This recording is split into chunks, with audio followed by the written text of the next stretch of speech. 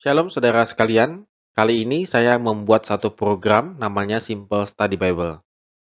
Di dalam Simple Study Bible ini, kita akan mempelajari Alkitab secara keseluruhan namun sangat sederhana, supaya saudara-saudara sekalian semakin mengasihi dan semakin ingin membaca Alkitab. Pada kesempatan ini kita akan mempelajari tentang Perjanjian Lama. Memang tidak langsung semuanya ya, kita bisa langsung mempelajari Perjanjian Lama, tetapi setidaknya ada beberapa bagian yang penting yang akan kita pelajari. Mungkin kita pernah bertanya kepada diri kita, kenapa sih kita malas baca Alkitab khususnya Perjanjian Lama? Biasanya orang akan membaca mula-mula Alkitab itu adalah di Perjanjian Baru. Saya juga sama, ketika saya mengalami satu pertobatan, saya juga memulai membaca Alkitab dari Perjanjian Baru, lalu kemudian Perjanjian Lama. Memang, kalau kita melihat Perjanjian Lama, terlihat bahasanya kaku, dan kalau kita mengikuti ceritanya, kita bingung. Karena mana ujungnya, mana awalnya, mana endingnya, kita jadi bingung.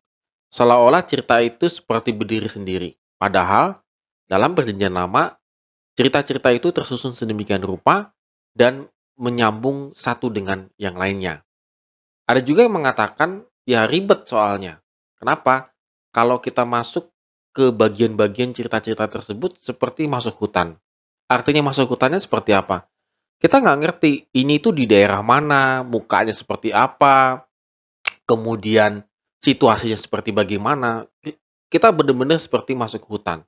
Makanya kita lebih senang membaca Perjanjian Baru. Tapi kali ini, yuk kita mulai membaca Perjanjian Lama supaya kita mendapatkan satu pemahaman yang baik tentang Alkitab. Kali ini saya akan membahas tentang secara singkat apa sih pentingnya belajar Perjanjian Lama. Saudara sekalian, Yesus Kristus itu juga memakai dan mengakui Perjanjian Lama. Tulisan Injil banyak sekali mengutip Perjanjian Lama. Contohnya Matius 3 ayat 17, kemudian penyaliban peristiwa tentang Tuhan Yesus, itu banyak sekali mengutip Perjanjian Lama. Sesekali lihat deh, di Injil begitu ya, ada banyak catatan-catatan kaki yang ditulis di LAI. Itu menunjukkan bahwa itu bagian daripada Perjanjian Lama, kutipan-kutipan Perjanjian Lama.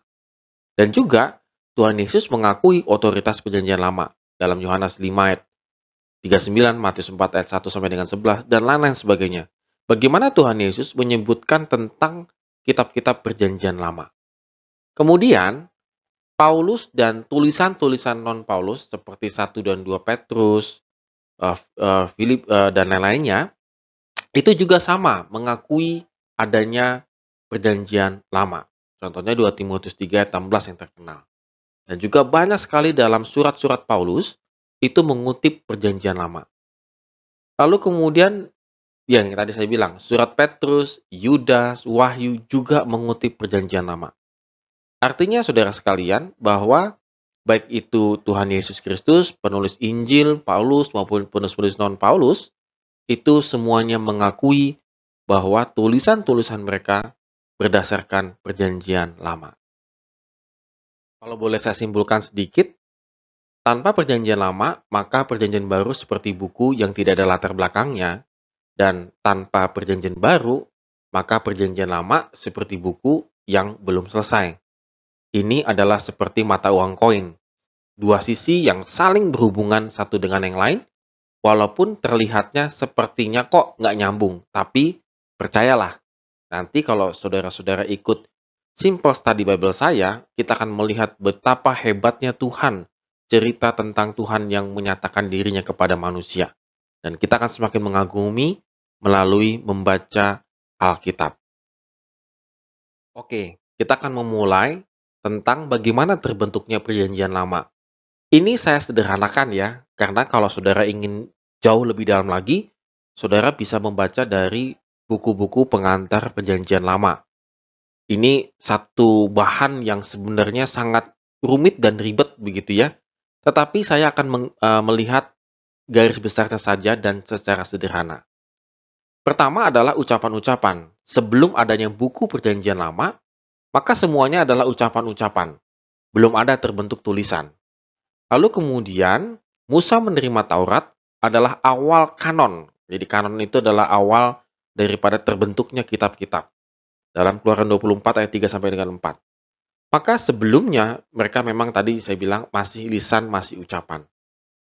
Kemudian berkembanglah kemudian muncullah tulisan dalam Ulangan 31 ayat 24 sampai dengan 26. Kemudian ada juga otoritas daripada tulisan-tulisan tersebut tentang firman Tuhan ya dalam Perjanjian Lama. Yosua 1 ayat yang ke-8. Setelah itu proses panjang lagi saudara sekalian masuk kepada kumpulan kitab-kitab atau yang disebut dengan Tanak Ibrani. Tanak itu adalah singkatan Torah, Nevim, dan Ketuvim. Nevim itu nabi-nabi, dan Ketuvim itu adalah kitab-kitab. Jadi, walaupun ini sepertinya simple, dari ucapan sampai kepada terkumpulnya kitab-kitab, ya kitab ya Torah, kitab Taurat, gitu ya, kitab Yesaya, Yeskiel, dan segala macam, ini adalah proses yang sangat panjang. Bukan satu proses yang setahun, 2 tahun, tapi ratusan tahun. Dan ini adalah secara singkatnya, simpelnya, bahwa Perjanjian Lama terbentuk dari ucapan sampai kepada kumpulan-kumpulan kitab. Lalu kemudian terbentuklah kanon. Ini adalah kanon Ibrani. Ya, susunannya demikian. Dari nomor 1 sampai nomor 24. Tapi ingat ya, di nomor 13 itu ada 12 nabi. Nabi-nabi kecil kalau di kita. Ini kanon Ibrani yang agak sedikit berbeda dengan lembaga Alkitab Indonesia yang sekarang kita punya. Tetapi pada dasarnya nanti sama gitu ya. Nah, ini adalah pembagiannya. Taurat ada 5, kemudian nabi-nabi dibagi 2, ada nabi-nabi terdahulu, nabi-nabi kemudian. Nabi-nabi terdahulu ada Yosua, Hakim-Hakim, Samuel, Raja-Raja. Nabi-nabi kemudian ada Yesaya sampai dengan 12 nabi. Dan ada kitab-kitab Ketuvim tadi itu. Ada Mazmur sampai dengan Tawarikh. Kalau kita kan Tawarikh itu di atas ya, tidak di bagian paling bawah. Tetapi kalau kanon Ibrani menyusunnya demikian. Nah, ini adalah kanon kita, kanon Protestan yang saat ini kita miliki. Dibagi jadi 4, ada Taurat, sejarah, sejarah pertama, sejarah kedua, kemudian kitab-kitab sastra, kemudian kitab nubuat. Nubuat dibagi 2, kitab-kitab nabi besar dan juga nabi kecil. Ini jumlahnya adalah 39 kitab.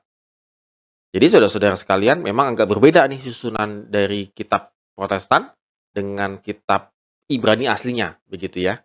Tapi nanti kita akan lihat persamaannya. Kalau kita perhatikan, isi kanon Ibrani dan juga isi kanon Kristen kita, ini tidak berbeda, hanya cara pembagian kitab-kitabnya berbeda. Jumlah kitabnya sama, dan juga isinya mungkin sama, begitu ya boleh dibilang, tetapi pembagiannya saja berbeda-beda, berdasarkan pemahaman masing-masing. Kalau tadi kita belajar tentang kanon Ibrani dan juga kanon Protestan, Samaria yang masih serumpun dengan Ibrani juga memiliki kanon tersendiri. Namanya Taurat Samaria. Perpecahan antara Yehuda dengan Samaria yang dimulai dari pemberontakan Yerobeam tahun 931 sebelum Masehi sampai ke Perjanjian Baru. Masih ingat kan bagaimana Tuhan Yesus menghampiri perempuan Samaria? Di situ dicatat sangat tidak boleh bersentuhan, bercakap-cakap. Jadi bisa kebayang ya berapa abad perpecahan antara Yehuda dengan Samaria. Pada masa perpecahan tersebut, kitab-kitab bagian ketiga, yaitu dari kitab-kitab Ibrani itu disusun, yaitu tentang nabi-nabi. Jadi kalau Yeskiel, Yesaya, dan lain sebagainya. Pada masa perpecahan tersebut, itu sedang disusun. Namun para nabi itu seringkali meremehkan kerajaan utara dengan ibu kotanya Samaria. Artinya meremehkan yaitu sering mengkritik dosa-dosanya orang-orang Samaria. Berdasarkan hal ini, maka dapat dimengerti mengapa kanon Samaria hanya sampai kepada Taurat saja, sementara tulisan para nabi tidak dimasukkan dalam kanon mereka. Ya mungkin mereka juga nggak suka, nggak senang, atau tidak setuju dengan kritikan kerohanian dari para nabi-nabi pada waktu itu. Bahasa apa yang dipakai di Perjanjian Lama? Jelas sekali adalah bahasa Ibrani menjadi bahasa yang dasarnya. Dalam naskah kuno Ibrani, sebenarnya dalam bahasa Ibraninya itu terdiri dari huruf-huruf mati saja. Tidak ada huruf vokalnya. Contohnya adalah JHWH. Bagaimana cara membacanya? Kalau sekarang kita langsung tahu, oh itu Yahweh cara bacanya. Nah, dari mana kita bisa tahu cara bacanya demikian? Itu adalah tanda-tanda vokal Alkitab yang ditambahkan atau yang dibuat oleh kaum Masorah, yaitu sejumlah cendekiawan Yahudi pada tahun 500 Masehi. Memang sudah sangat lama ya, eh, tidak langsung ditulis tanda-tanda vokalnya pada saat pembentukan daripada kitab-kitab perjanjian lama. Mengapa? Karena mereka zaman dulu itu tahu bagaimana cara membacanya. Sementara beberapa ratus kemudian memang sudah mulai melupakan bagaimana cara membacanya. Dan dikhawatirkan berabad-abad kemudian pasti orang pada bingung bagaimana cara membaca kitab-kitab bahasa Ibrani yang asli ini. Maka 500 Masehi, kaum Masorah membentuk atau mencatat kembali kitab asli bahasa Ibrani dan memberikan tanda-tanda vokal. Ada juga bahasa Aram sebenarnya yang ada di dalam kitab-kitab perjanjian lama. Bahasa Aram itu dipakai sebagai bahasa diplomasi dan perdagangan selama masa kejayaan kerajaan Persia, 500 tahun sebelum Masehi. Sehingga karena mereka sangat menguasai, ya mungkin ibaratnya sih seperti bahasa Inggris kali ya, yang menjadi bahasa internasional pada waktu itu. Sehingga bahasa Aram dianggap tetap bahasa muda. Bahasa kunonya adalah bahasa Ibrani. Tetapi ada juga terselip di kitab-kitab perjanjian lama. Contohnya ada di Hakim-Hakim 5 ayat 11, Kejadian 31 ayat 7, dan Yeremia 10 ayat 11. Artinya bahasa Arab ini muncul juga di dalam kitab-kitab perjanjian lama. Ada beberapa terjemahan kuno dari perjanjian lama yang diterjemahkan ke beberapa bahasa. Pada awal-awalnya ya, kalau kita langsung ngomong sampai ke bahasa Indonesia, ini proses juga panjang sekali. Tetapi saya akan mengambil proses awalnya. Bagaimana ada beberapa versi terjemahan dari Ibrani aslinya ke beberapa bahasa. Adalah Targum Aram. Perubahan percakapan dari bahasa Ibrani ke bahasa Aram menyebabkan tata ibadah pada sinagoga yang berbentuk lisan kemudian dituliskan dalam suatu naskah. Jadi memang bahasa Aram pada masa itu sangat dipakai sekali gitu ya, boleh dikatakan bahasa rakyat, sehingga akhirnya orang-orang lebih kenal dengan bahasa Aramnya. Sehingga mereka harus menerjemahkan kitab-kitab itu ke bahasa Aram. Bahkan tata ibadahnya pun dituliskan dalam bahasa Aram. Ya kalau boleh dibilang kayak liturginya ya, dituliskan dalam bahasa Aram. Setelah itu Targum menjadi sajian terjemahan tetap kitab suci yang tertulis ke dalam bahasa percakapan sehari-hari, yaitu bahasa Aramik. Hal ini supaya umat Yahudi dapat mengerti kitab suci dengan lebih baik. Karena kalau mereka langsung ke Ibrani kunonya, mereka juga mengalami kesulitan. Dengan ditambah-tambahkannya banyak penjelasan tambahan pada kitab Targum ini adalah tujuannya untuk supaya pemahaman kerohanian mereka levelnya semakin tinggi. Tujuannya sih itu ya. Jadi Targum Aram yang memakai bahasa sehari-hari ini supaya umat Yahudi pada waktu itu semakin saleh lah kira-kira seperti itu. Di samping itu ada juga terjemahan Septuaginta, yaitu terjemahan pakai bahasa Yunani.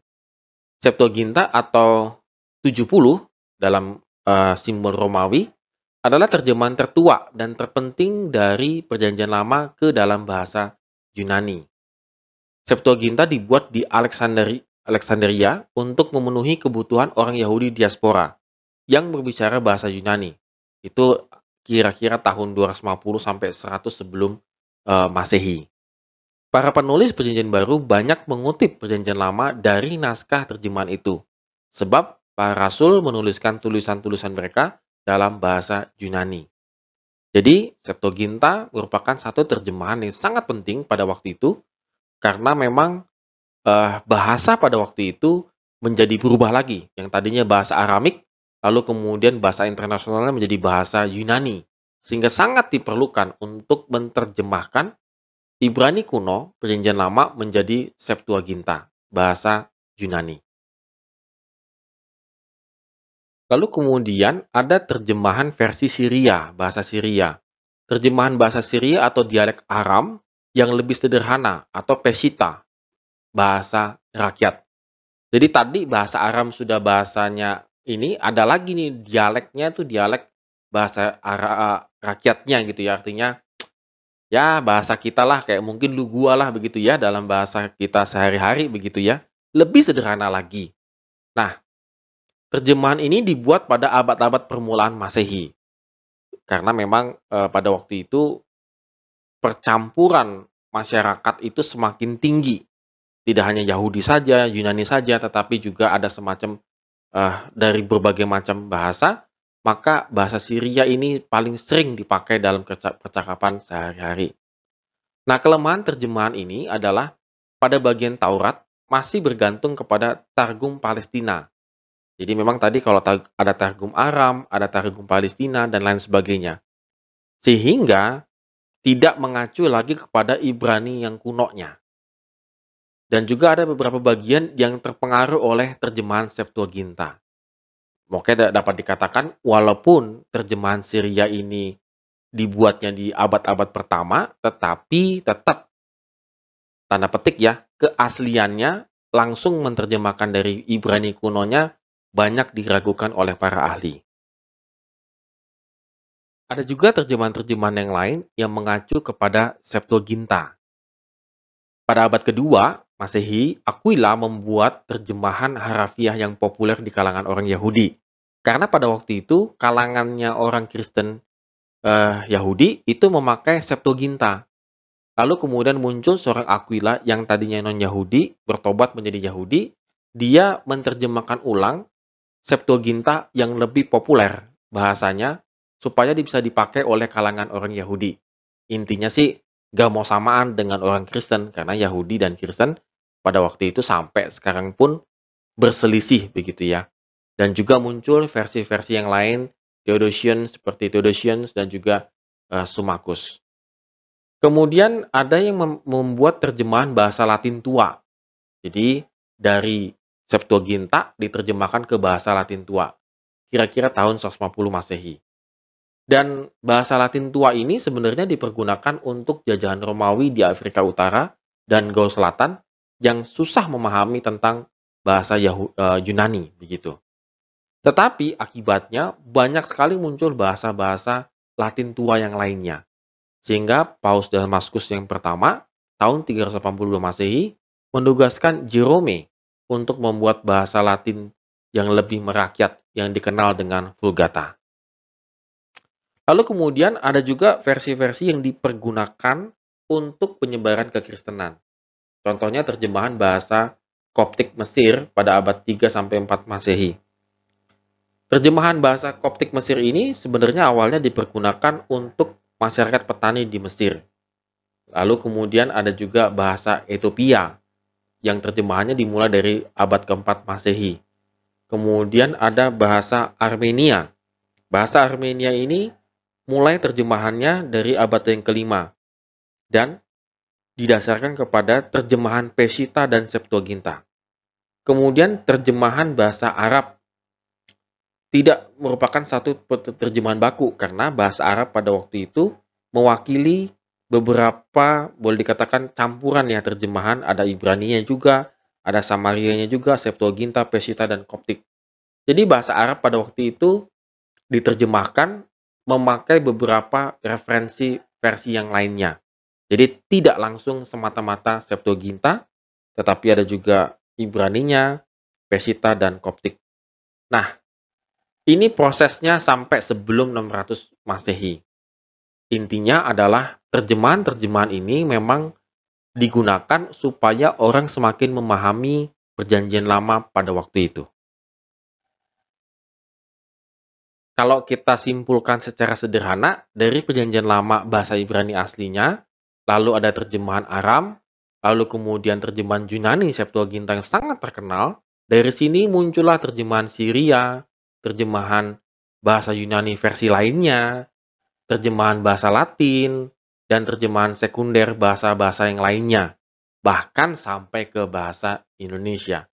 Jadi, saudara sekalian, ini suatu proses penerjemahan yang sangat panjang, bukan setahun dua tahun, bahkan mungkin boleh dikatakan berabad-abad. Namun saya meyakini Tuhan menyertai para penterjemah-penterjemah ini sehingga kita mendapatkan Alkitab yang benar-benar adalah firman Tuhan. Oke, demikian dulu Simple Study Bible kita pada hari ini. Dan nanti kita akan berjumpa lagi, kita akan mempelajari geografi Perjanjian Lama. Kalau hari ini kita bicara tentang bagaimana terbentuknya, kanonnya secara singkat Perjanjian Lama, maka kita akan melihat geografi, tata letaknya kota ini, kota itu di Perjanjian Lama. Sehingga nanti kalau saudara-saudara sudah mulai membaca Perjanjian Lama, maka akan semakin memahami dan tahu di mana kita berada. Saya sangat menyarankan untuk mengikuti Simple Study Bible ini, saudara sambil membaca Perjanjian Lama. Supaya kita lebih enak diskusinya dan juga mungkin saudara akan lebih memahami dan lebih mengenal Perjanjian Lama. Tuhan Yesus memberkati kita semua.